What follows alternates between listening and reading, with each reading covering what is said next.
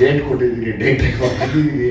ನೋಡೋದು ಯಾರೋ ಪುಣ್ಯಾತ್ಮ ಕನ್ವೀನ್ಸ್ ಕೊಟ್ಟಿದ್ಯಾ ಅಂತ ಹೇಳಿದ್ದೆ ಖುಷಿ ಆಯ್ತು ನನಗೆ. ಎಂತೆಂಥ ಮಹಾನ್ ಭಾವರು ಅವ್ರು ಇದ್ರೆ ರೆನೋವೇಷನ್ ಕೊಡೋಲ್ಲ,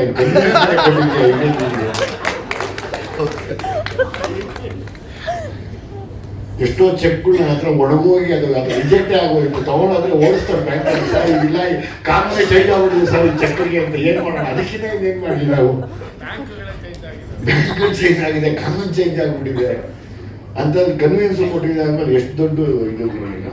ಅವ್ರಿಗ ತುಂಬ ಚೆನ್ನಾಗಿ ಹೇಳ್ದ. ಅವ್ರು ನೋಡಿದ್ರೆ ತೆಲುಗು ಸಿನಿಮಾ ಇಲ್ಲ, ತಮಿಳ್ ಸಿನಿಮಾ ಇಲ್ಲ, ಮಲಯಾಳಂ ಸಿನಿಮಾ ಇಲ್ಲ, ತುಂಬ ಚೆನ್ನಾಗಿ ಹೇಳ್ದ. ನಂಗೆ ಸಖತ್ ಖುಷಿ ಆಯ್ತು ಸರ್. ನೋಡಿ ನನಗೆ ಶರತ್ ಸರ್ ಹೇಳಿದಾಗ ಇವರಿಬ್ಬರು ಬಂದಾಗ ಎಷ್ಟು ಸ್ಪಾಂಟೇನಿಯಸ್ ಆಗಿ ಮಾತಾಡಿದ್ರು. ನಿಜವಾಗ್ಲೂ ನೀನಾಗಲಿ ನೀವಿಬ್ಬರು ತುಂಬ ಖುಷಿ ಆಯಿತು. ನೀವು ಮಾತಾಡಿದ ಖುಷಿ ಆಯಿತು, ನಿಮ್ಮ ಧೈರ್ಯ ಖುಷಿ ಆಯಿತು.